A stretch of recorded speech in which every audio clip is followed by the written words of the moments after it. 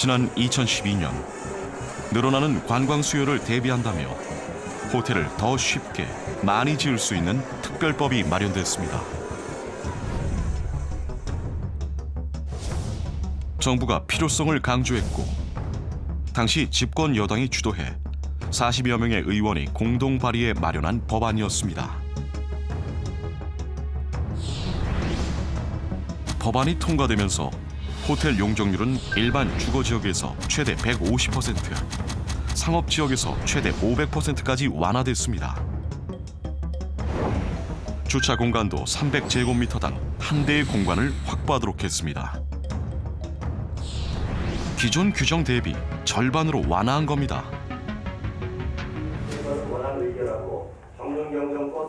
호텔 용도로 공유지를 빌려줄 경우 땅값도 절반으로 감면받을 수 있었습니다. 그야말로 호텔을 지으라고 온갖 혜택을 몰아준 셈입니다. 도대체 이런 법이 어떻게 만들어졌는지 취재진은 당시 국회 속기록을 살펴봤습니다. 당시 정부에서는 특별법이 특혜나 다름없다고 인정하고 있었습니다. 그 숙박시설 확충한다고 해서 그 용적률 완화하는 부분은 굉장히 특혜 논란이 될 수 있는 것 아닙니까? 국제대회가 계속 열리는데 숙박 수요가 높기 때문에 일정 현행법에서 크게 어긋나지 않는 범위에서 특혜를 주자는 취지입니다. 규제 완화로 호텔이 과잉 공급될 거란 우려는 당시에도 거론됐습니다. 특례 조항 때문에 무분별하게 증가할 경우 투자자들이 손실 입을 경우가 생기지 않습니까? 수요가 높기 때문에 공실화되지 않을 것이라고 저희는 확신합니다. 민간 투자자들이 스스로 판단을 할 수 있으리라 생각합니다. 정부는 수요가 높을 거라 자신하며 우려를 일축해버렸습니다. 그런 문제점들은 인식하고 있었고 그런 지적을 좀 했던 것 같아요. 정부하고 조율을 해서 조윤선 의원한테 대표 발의해 주도록 요청을 하지 않았나 싶은데요. 특별법 제정에 가장 적극적으로 나섰던 사람은 당시 문화체육관광부에 있던 신용원 관광산업국장입니다. 이후 문체부 실장을 거쳐 현재 유명 로펌인 김앤장의 고문으로 재직 중입니다. 관광국장으로 계시던 시절에 그 호텔 관련 특별법 그 제정 당시에 여쭤볼 게 있어서 좀 전화드렸거든요. 그게 뭐 몇 년도인지 기억이 잘 안 나는데요.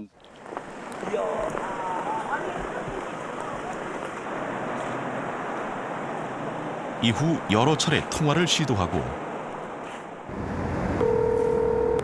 지금 고객님께서 전화를 받을 수 없습니다. 네, 죄송한데 한 번만 더 해주시고 만약에 또 안 되시면 가겠습니다. 감사합니다. 예. 직접 찾아가 보기도 했지만 결국 취재에 응하지 않겠다는 입장을 전해왔습니다. 특별법을 대표 발의했던 조윤선 당시 한나라당 의원에게도 취재를 시도했지만 연락이 닿지 않았습니다.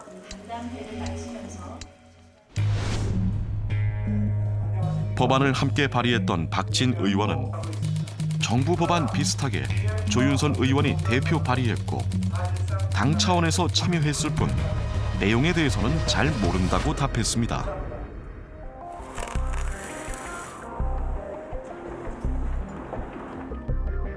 특혜 같은 특별법이 등장하면서 2012년 말 683개였던 관광 호텔은 지난해 말 1,050개까지 늘었습니다. 분양형 호텔의 증가 속도는 더 빨랐습니다. 특별법 시행 이전엔 10여 개 정도에 불과했지만 2018년 말엔 124개까지 늘었습니다. 6년 사이 10배 넘게 늘어난 것입니다. 전국 분양형 호텔 연합회 자체 추산으로는 현재 150개가 넘습니다. 특별법으로 이제 호텔들이 많이 져졌는데 이 당시 이제 변에 큰 차이가 있다면 호텔을 짓는데 필요한 자금을 누가 댔느냐라는 점에서 큰 변화가 나타났어요. 호텔 공급이 증가하면서 그 필요한 자금들을 개인들이 많이 이제 개인들을 통해서 조달한 건데 대부분 분양까진 순조롭게 진행됐습니다. 하지만 준공 이후 본격적인 수익 배분 단계에 들어서면 잠재돼 있던 문제들이 수면 위로 드러나기 시작했습니다. 수익률과 관련해선 운영사의 역할이 중요한데 계약 단계에서 운영사의 중요성을 제대로 인식하지 못한 것입니다. 운영 수입에 의존을 하는 수익형 부동산이기 때문에 운영사가 사실 가장 중요합니다. 운영사. 좋은 운영사를 선택하려면 아무래도 개발 수익에서 어느 정도 일정 부분 또 비용이 나갈 것이고요. 디벨로퍼 중에는 내 수익만 창출하면 되지 굳이 뭐 지속 가능 그러니까 수분양자들의 그 수익까지나 책임질 필요가 있느냐. 운영사는 대부분 분양 단계에서 시행사가 선정을 하는데 그 과정에서 각종 꼼수도 등장합니다.